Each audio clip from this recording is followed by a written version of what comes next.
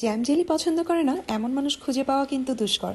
আর বাড়িতে বাচ্চা থাকলে তো কোনো কথাই নেই। সকালের নাস্তা অথবা বাচ্চাদের টিফিন, জ্যাম জেলি কিন্তু মাস্ট হ্যাভ একটা আইটেম। আজ আমি তৈরি করে দেখাবো মেস্টার জ্যাম, যার জন্য এখানে নিয়ে নিচ্ছি 1 কেজি মেস্টা, যেগুলো আমি হাতের সাহায্যে পাপড়ি ছাড়িয়ে নিয়ে খুব পরিষ্কার করে ধুয়ে নিচ্ছি। দেখতে ফুলের মতো হলেও এটা কিন্তু এক ধরনের টক ফল। কোনো ধরনের প্রিজারভেটিভ ছাড়া মাত্র 2টা উপকরণ ব্যবহার করেই তৈরি করা যাবে এই মেস্টার জ্যাম। প্রথমে একটি পাত্রে ধুয়ে রাখা মেস্টার পাপড়িগুলো অ্যাড করে দিয়ে হাফ কাপ পানি আর 1 চিমটি লবণ দিয়ে ঢেকে সেদ্ধ করে নিয়েছি। পাপড়িগুলো হালকা ঠান্ডা হয়ে গেলে ব্লেন্ড করে নিচ্ছি। খুব বেশি ব্লেন্ড করতে হবে না, একটু আধ ভাঙা হবে। আমি দেখিয়ে দিচ্ছি এর কনসিস্টেন্সিটা কেমন হবে। ব্লেন্ড করা পিউরিগুলো একটা কাপে মেপে নিচ্ছি। এখানে 2 কাপ পিউরি হয়েছে, যা আমি একই পাত্রে ঢেলে নিচ্ছি। 2 কাপ পিউরির জন্য 2 কাপ চিনি আমি ব্যবহার করেছি। এই পর্যায়ে চুলার আঁচটা মিডিয়ামে রেখে অনবরত নাড়তে থাকতে হবে। জ্যামগুলো যখন ঘন হয়ে রং পরিবর্তন হয়ে যাবে, তখন ঠান্ডা করে জারে ট্রান্সফার করে নিলেই তৈরি হয়ে যাবে মজাদার এই মেস্টার জ্যাম।